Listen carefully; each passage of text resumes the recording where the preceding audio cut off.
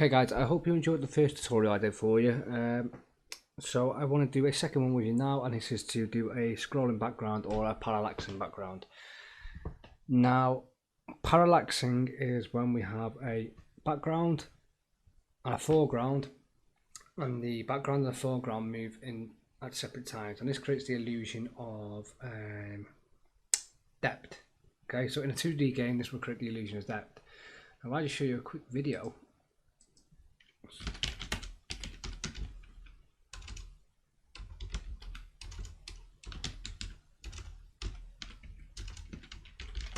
It will show you nicely what parallaxing is. So as you can see, the background and the foreground, they're all moving at different times. Hiya, it's me Dan. I'm an animator and this is video. So the background here is moving separately to the foreground. Parallaxing games called Parallax Scrolling is where And the again, background moves at a slower pace than the foreground. the background will move at a slower pace than the foreground. So just to show you this quickly in Unity.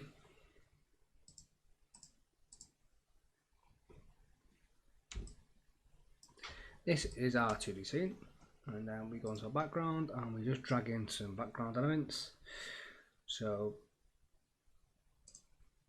I'm going to drag in a nice sky here. I'm going to put that -5 so it's at the back of the cube.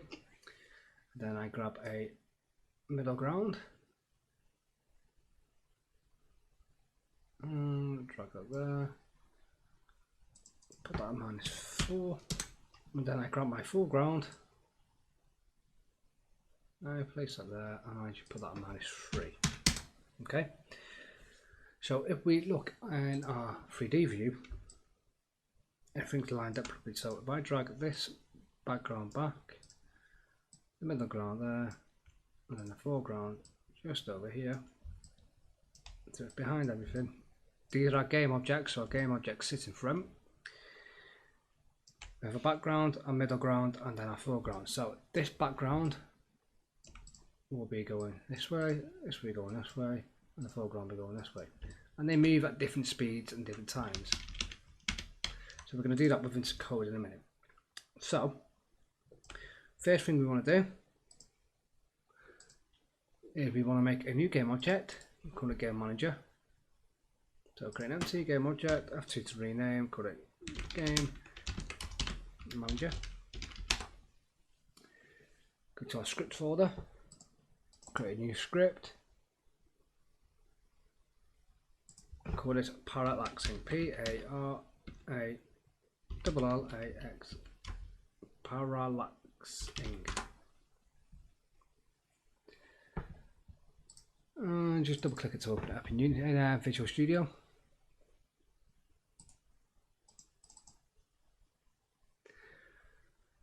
And then we just need to start doing some variables. So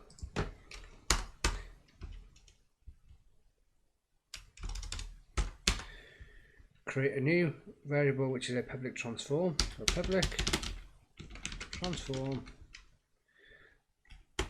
backgrounds. Now this transform needs to be an array. So what an array is a list. And to do an array, you just do a square bracket. So open square bracket, close square bracket. That's an array, so it's a list. Okay, so what this does, it says an array or list to store background and foreground elements.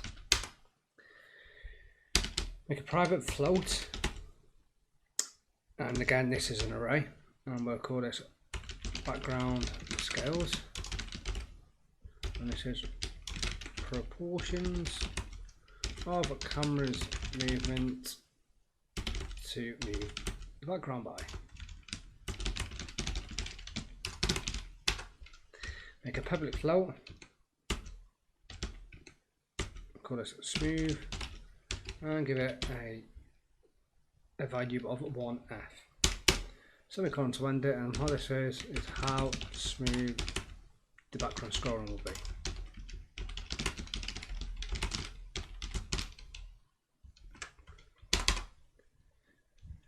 Next, make a private transform, and we'll call this main cam, and this is reference to the main camera.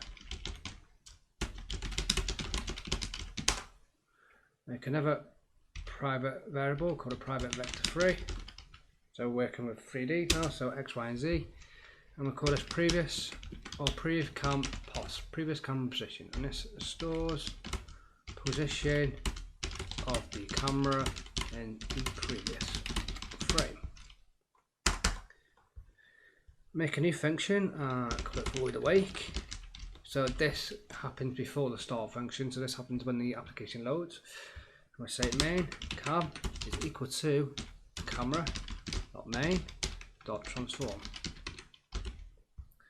And this is just a reference to the main camera and store in a variable.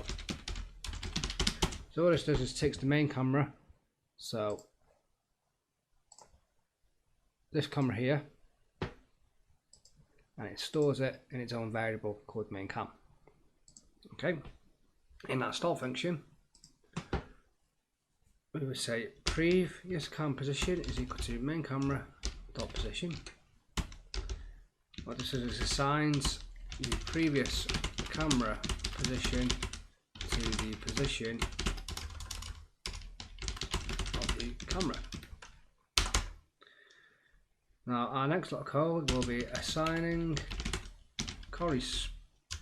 corresponding background scales, and we say background semicolon, sorry, background scales is equal to new float, like a new variable which is a float, and then in an array store background dot length. So what's happening here is we're creating background scales, and we're storing that as a float, which, and the float in the array is the length of the backgrounds. So store the scale of the backgrounds in a float, which is an array which has a length of the value assigned to backgrounds. We'll make a for statement now, so for an integer I, so we're making a new integer and we're calling it I, sorry, an integer and we're calling it I, and I is equal to 0, then I is less than backgrounds dot length I plus plus. So what this is a for statement that will make a new variable and call it I, and as long as I is less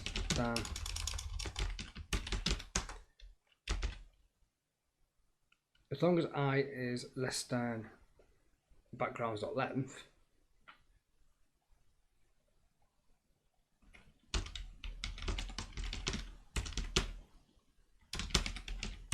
then we continue to cycle through.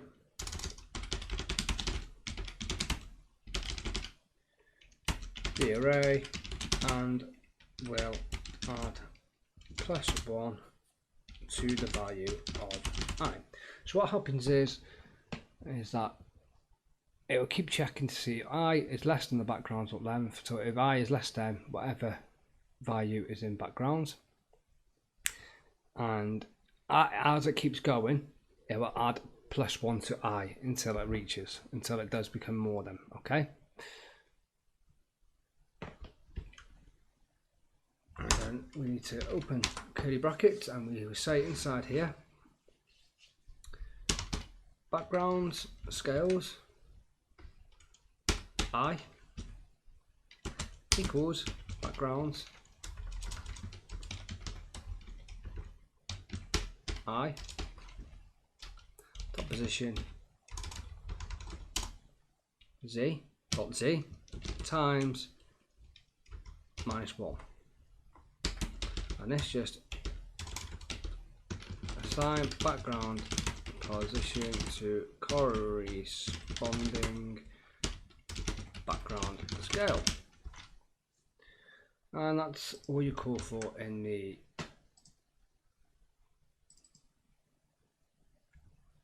start function. We've got some errors here. Why have we got some errors? I++ background scales I is equal to background scales I dot position. That's right.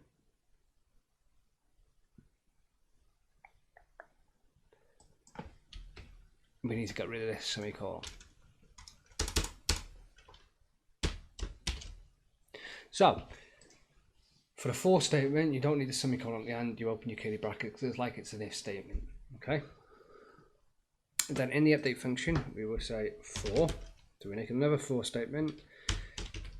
We will have an integer. We save that as an I with equal to 0. I is less than backgrounds dot length I++.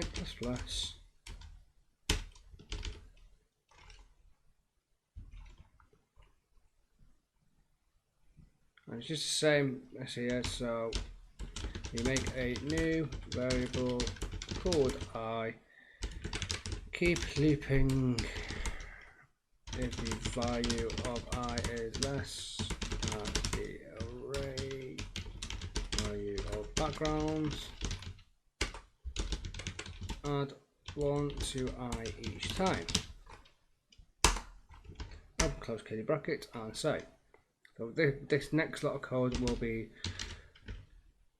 scrolling is opposite of camera movement because previous frame multiplied by the scale.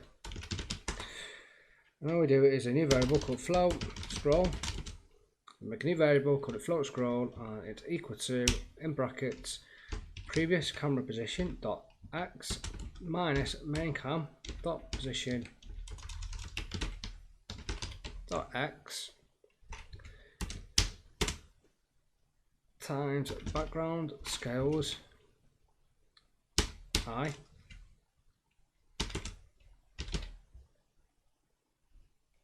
and all this is a scrolling effect should be difference between current camera position and previous camera position.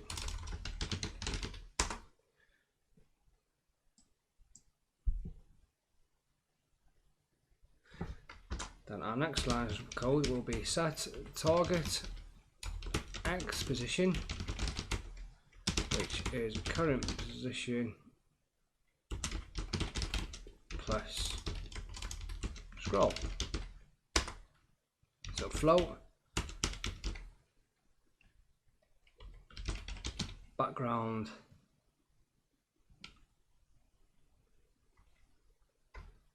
float background target pos X is equal to backgrounds I dot position dot X plus scroll, and then the semicolon.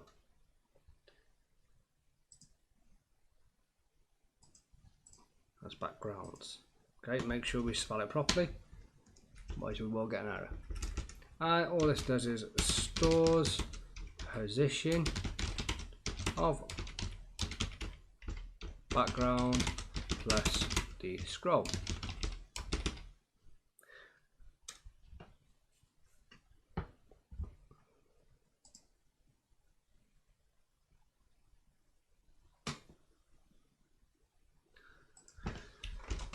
Underneath this we'll make a new vector, but firstly this what it does, it create target position, the background current position with target X position, vector 3 background target pos, to new vector 3, background target position X, backgrounds I, top position dot Y, and then backgrounds I dot position dot Z.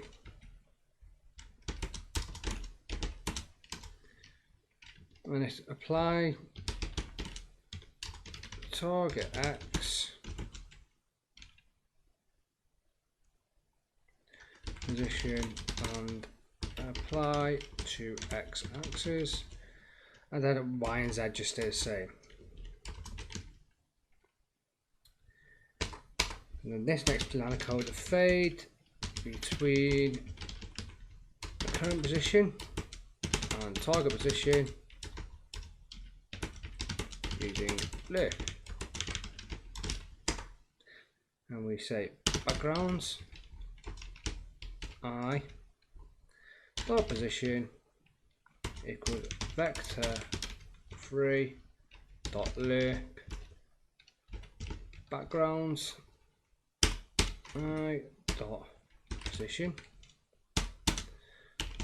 backgrounds background target position smooth times time dot delta time.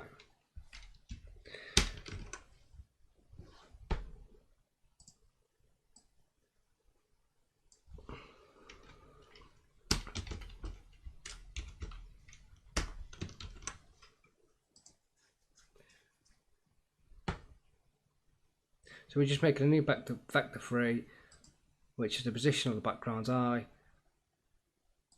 on the x-axis, on the y-axis it's the background target position, and it's smooth, and then by smooth and times it by time dot delta time. So what time dot delta time does, you remember from the previous lesson, time dot delta time converts frames to seconds. So time dot delta time converts frames to seconds.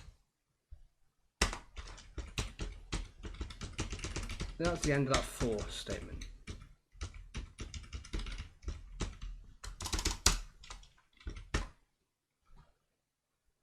And then just one more line of code here. What it's going to do is set previous prev cam pos to camera's position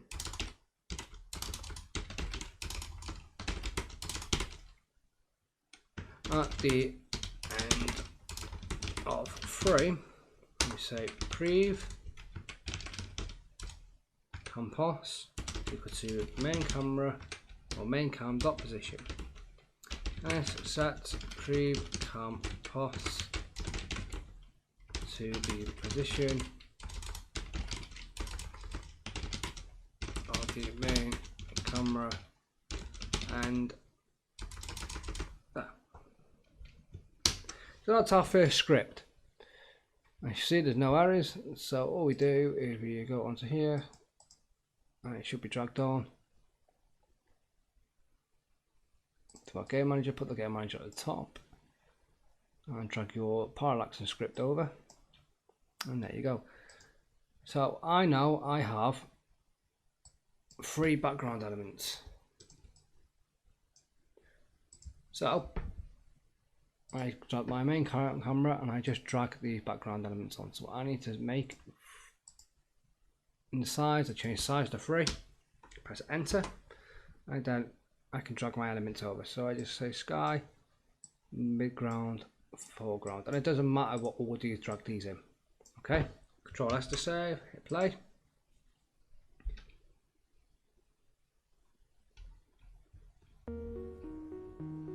And it's very subtle, but the mountains are moving at opposite speed to the background, and the same for the foreground. However, you can see there's blue this side and there's blue this side, so we need to fix that. So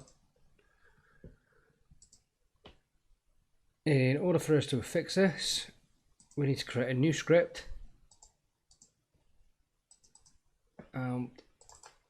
we go create C# script, call this tiling. Okay. Open it in Visual Studio.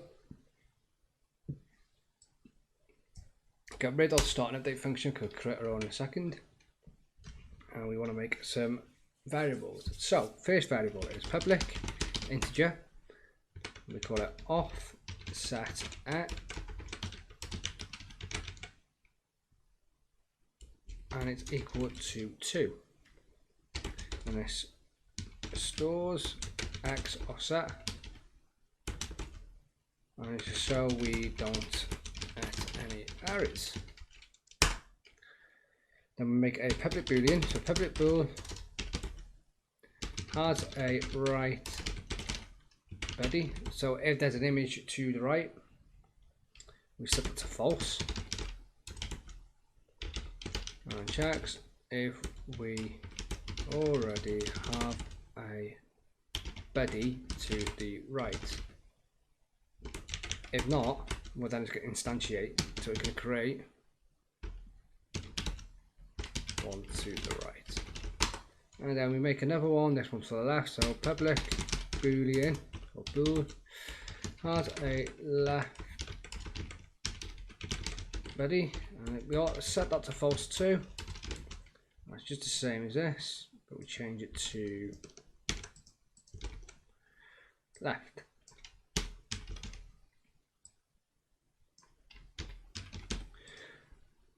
We want to make another public boolean, so public bool reverse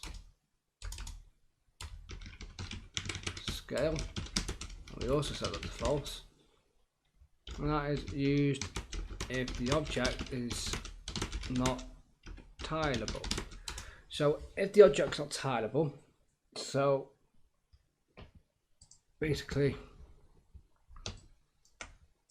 if we take this midground for example, we duplicate it and we move it over, that's tileable because it meets that end and it meets this end nicely. However, if it's not tileable, so it doesn't work end on end,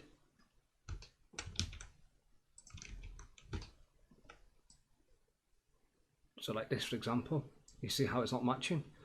What it does is it changes it to -1 and then it makes it so that it matches. Okay.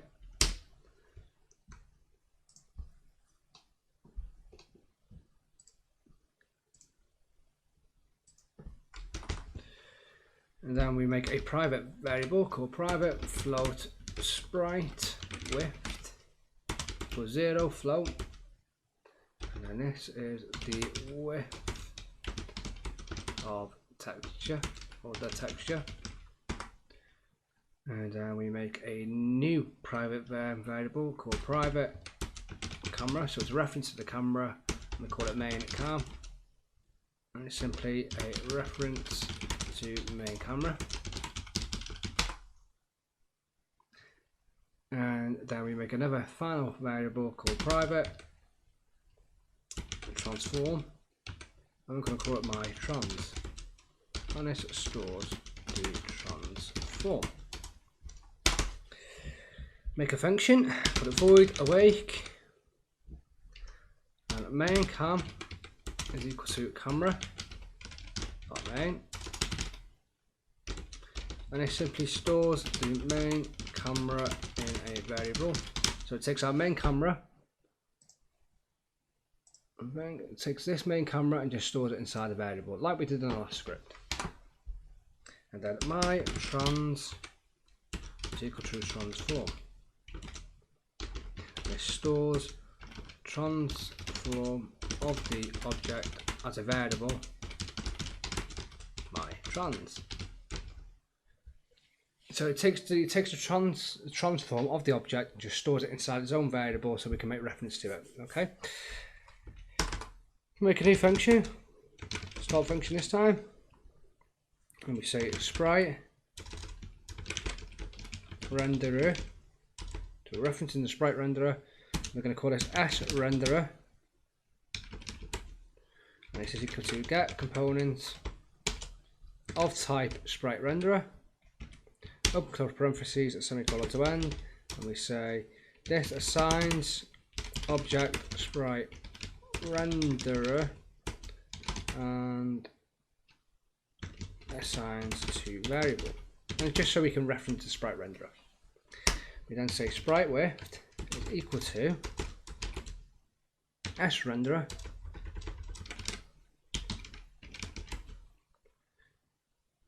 dot sprite dot bounds dot size dot x, end of a semicolon, and this gives the width of the sprite.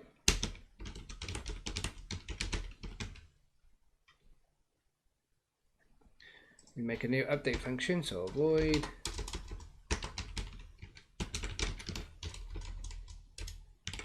update.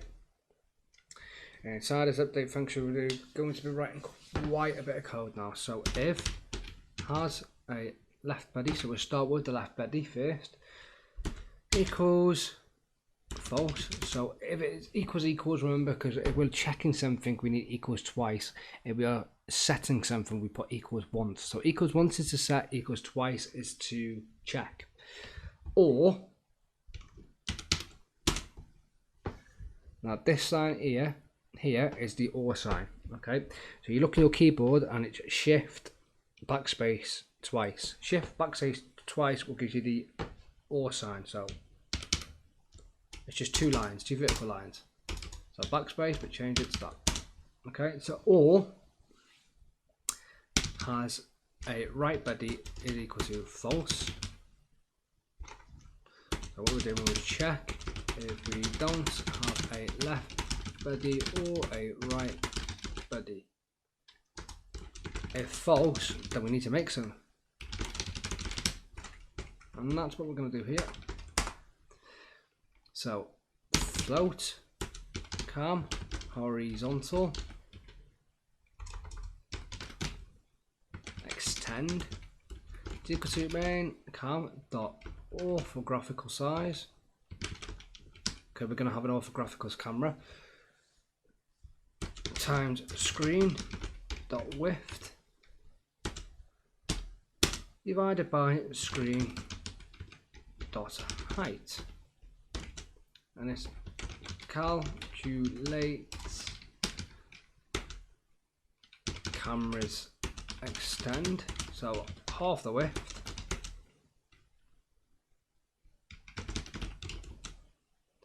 of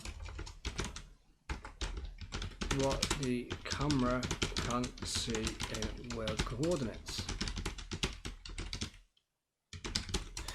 And we're using an orthographic size here, so if you haven't already done so already, take your camera, your main camera, and change from perspective to orthographic. So we need an orthographic camera for this. Okay. Once you have done that, we then need to make a new float called float edge visible pos right is equal to bracket my trans dot position dot x plus sprite width divide by 2. Take away cam horizontal extend, and this calculates x position where camera can't see edge of the sprite.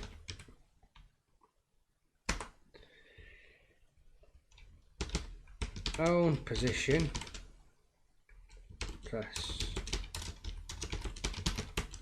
half of sprite width, then subtract cam horizontal extend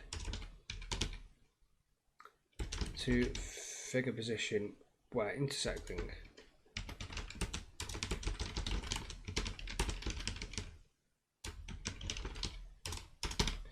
It might not make any sense to you at the minute, but it will do when we actually see it in action. Okay.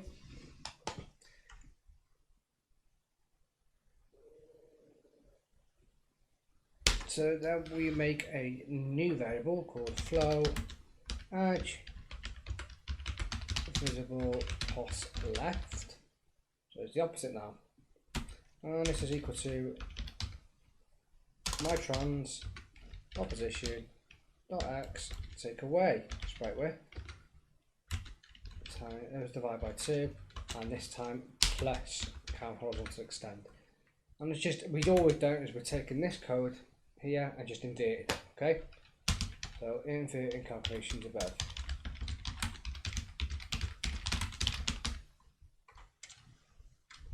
This next set of code will check if we can see edge of the element and then call make new body function if we are allowed. So what this next piece of code does, it checks to see the edge of the element. So if there's an edge of the element, it would then call make new body function if it's allowed to. Make new body is a function we're going to create in a minute. Okay.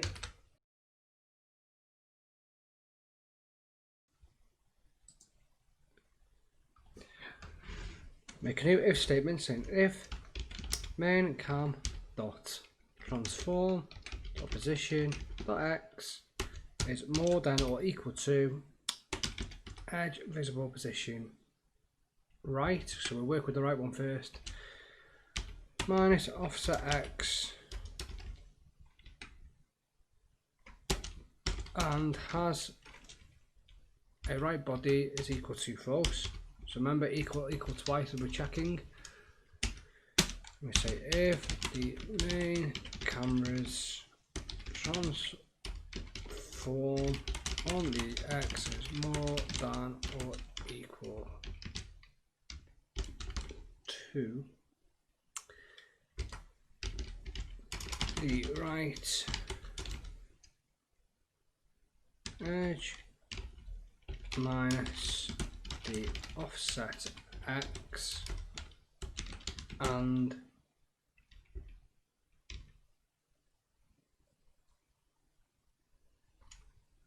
it doesn't have a right body.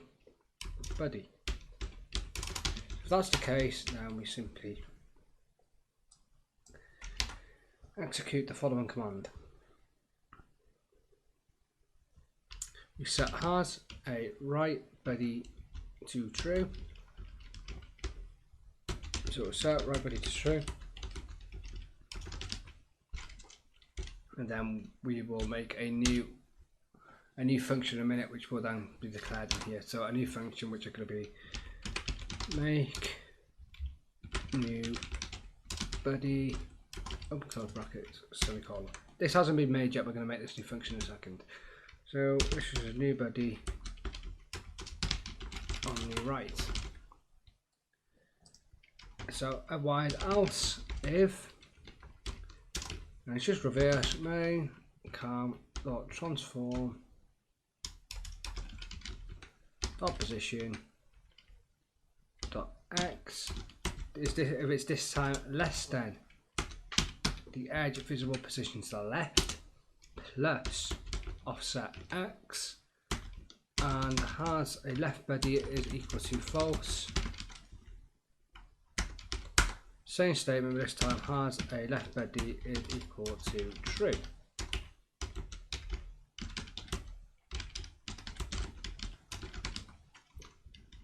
And again, make new body semicolon.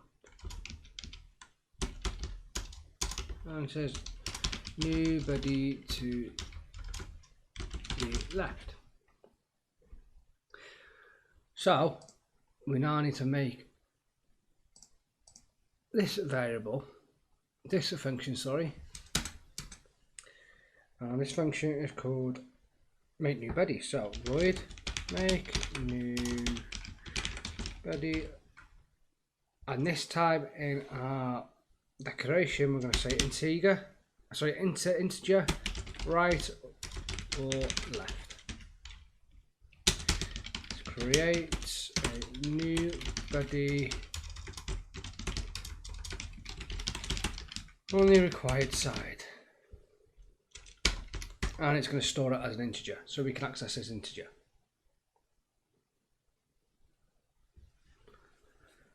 This next script calculates new position for the body. Let's say vector3 new pos is equal to new vector3 my trans dot position dot x plus sprite width times right or left my trans dot position dot y my trans dot position dot z. And this is simply if right or left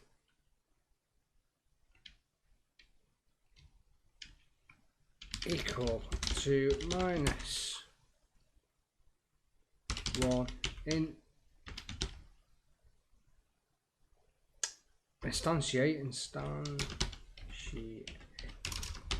instantiate on left, or if equal to 1 instantiate on the right side. So if this is set to 1, set it on the right. If this is set to -1, set it on the left. So left for left body, right for right body. 1 for right body, -1 for left body. Okay.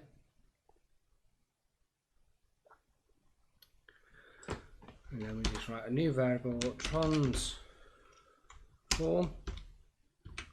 dot equals to new body. So a new transform, new body, and we set this as equals to instantiate my trans, new position, my trans dot position dot rotation.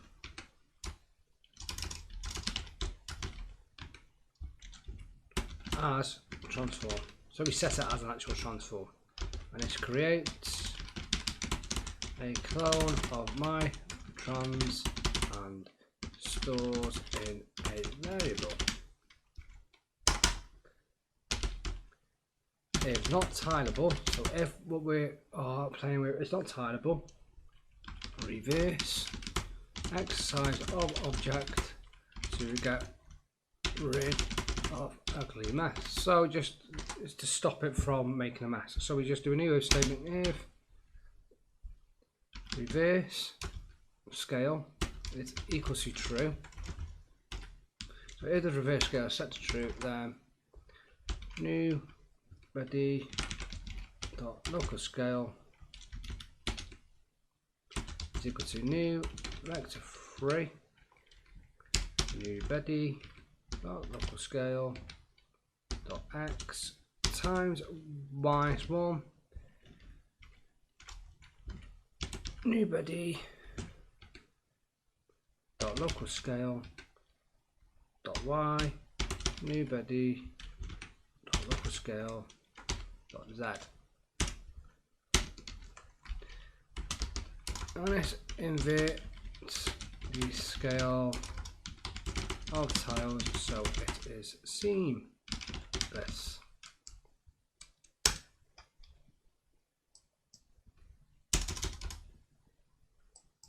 And outside this if statement we say new body dot parent. So the parent of the new body is equal to my trans dot parent. And all it does is makes the new body, so the new body that we have just instantiated, well, it actually gets then set to the parent of the my trans. So whatever object is being instantiated then becomes the parent of that object. Okay.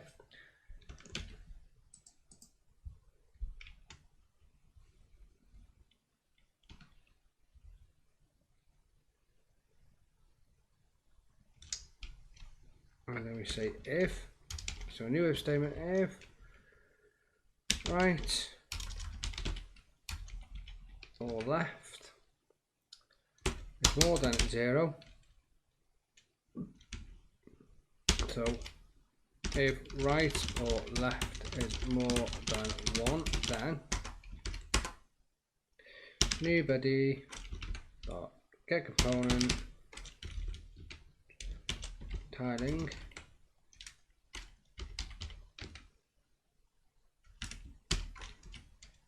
dot has a left body is equal to true.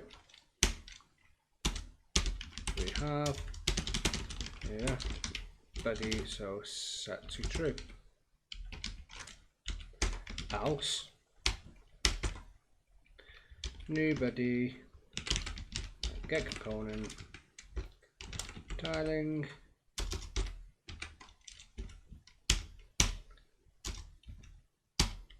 has a right body is set to true.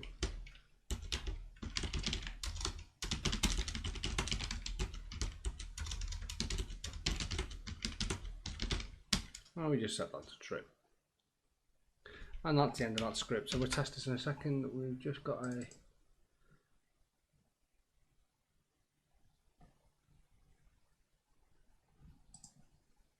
error here, so let's just type this again just to fix it. And then what we do is we're going to set this one to 1 and then this one to -1. So 1 is to the right, -1 is to the left. Control S to save.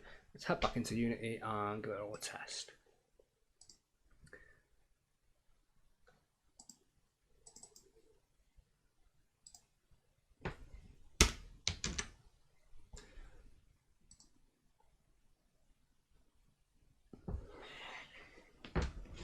So, at the minute, our script isn't applied to anything, so we'll just apply it to the foreground first. So go to project, script, tiling, drag onto the foreground. Offset X, which is 2, which is fine. Now we want to add it to the midground, to the sky ground too, so you just drag it over. There you go. Obviously the sky background, that needs to be reverse scaled because we want it to line up nicely. Okay, hit play and watch what happens. We now have an endless background.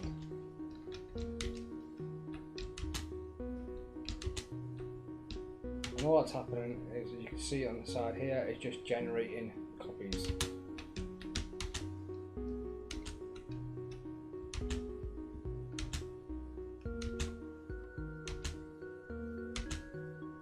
And that's it really, that's as simple as that. However, we now have an error. You remember in our last tutorial, we got it to fire a bullet for me. Fortunately, this new script messes with that, with the old script. So we need to open up bullet R. We need to get rid of the screen bounds because it's not going to work. Get rid of the screen bounds. Get rid of the screen bounds at the top. And then what we would do is we say void update and then start coroutine in brackets destroy bullets semicolon. We need to make a new function and it's an IE numerator.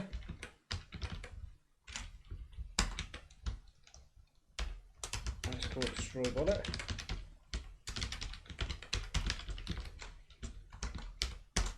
And we say yield return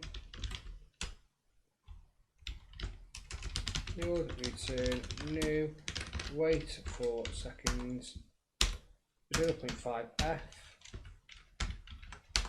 and then destroy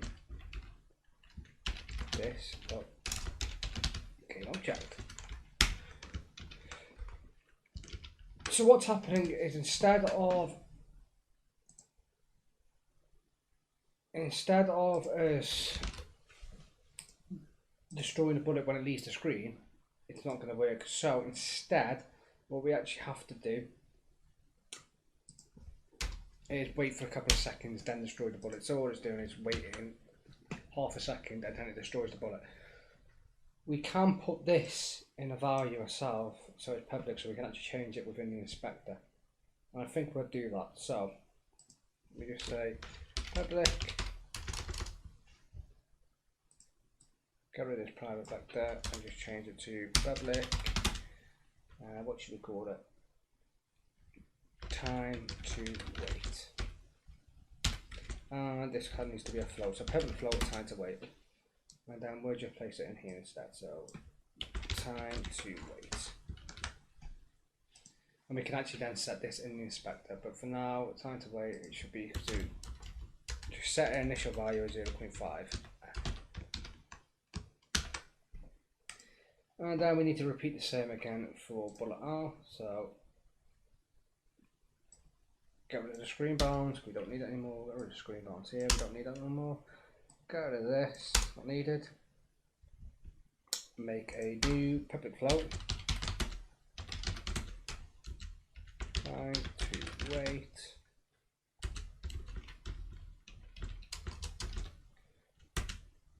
(0.5f), and then we do a new update. Start a coroutine. Destroy bullets. Make a new function. Enumerator. Destroy bullets. Yield. Return.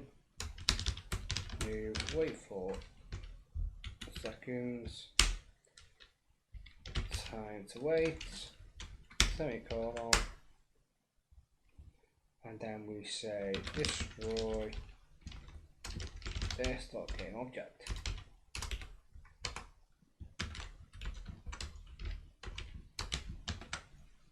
And there you go. So head back into Unity.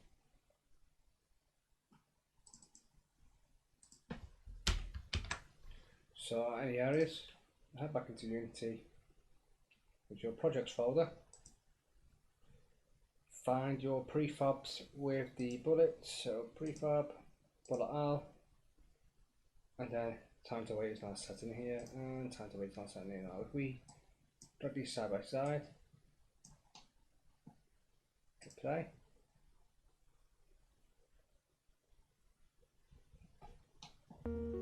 fire a bullet, it still works, and it just ends after half a second. But it does go quite far, doesn't it? If you look at it, it ends here. So if there's any enemies outside of here, it's going to hit and kill them. So we don't really want that to happen. So we just put this down to 0.2. So it just ends a bit faster. Let's see if this makes any difference.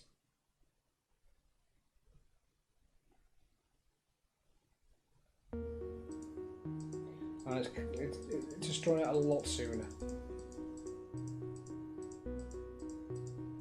So I think that's fine. So we just keep it at 0.2. And we change it on the left to 0.22.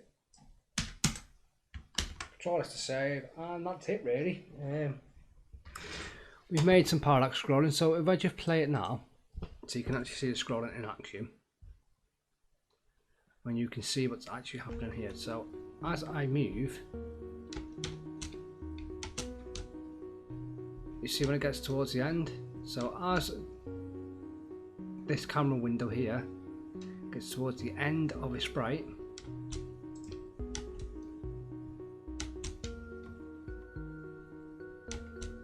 it creates a new sprite. You see?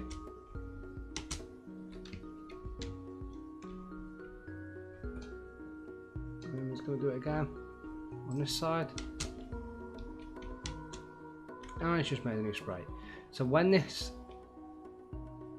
camera view gets towards the end of the sprite, it then makes a new one either to the left or to the right, whichever direction you're going. And that's all there is to it really. So hopefully you guys find that interesting, you find it worthwhile to look at.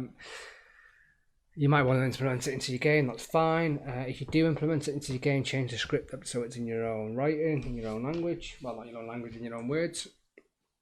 And then feel free to modify it, change it up. You can improve it by all means. That's great. Otherwise, send me an email. Let me know how you're getting on during the study week. If you need me to show you anything else, then please let me know, and I'll be happy to show you anything else. I will come up with a couple of more tutorials for you in the meantime. That may make your games a little more fun and add some more extra elements to them. Other than that, guys, thank you and see you soon. Bye.